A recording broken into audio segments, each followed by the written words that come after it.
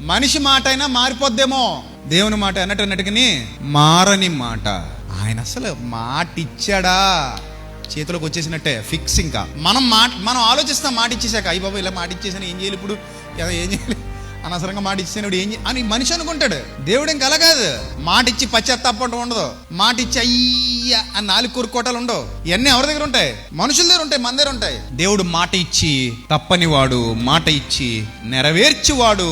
ఆయన మాట తప్పని దేవుడు. అర్థమైందా? మనుషుల డైలాగులు ఉంటాయి, మాట తప్పడో మడం తిప్పడో అని. అలా కాదు దేవుడి దగ్గర పర్ఫెక్ట్ గా వర్తిస్తుంది అది, మనుషుల దగ్గర కాదు. మనుషులు మాటలు తప్పుతారు, మడమలు తిప్పుతారు, నడకలు మారుస్తారు, పరుగులు ఆపుతారు, ఇచ్చిన మాట నెరవేర్చకపోవచ్చు. ఇవన్నీ మనుషుల్లో ఉండే లక్షణాలు. కానీ దేవునిలో ఎన్నటెన్నటికి లేని ఉండని లక్షణం ఏదైనా ఉంది అంటే అది మాట తప్పని వాడు, వాగ్దానము చేసి విడువని వాడు. ఒక్కసారి వాగ్దానం చేశాడా ఫిక్స్, దాన్ని ఎవ్వరూ కదపలేరు. అది మారదు, అది మారదు. ఎందుకంటే మారని దేవుడు ఆయన.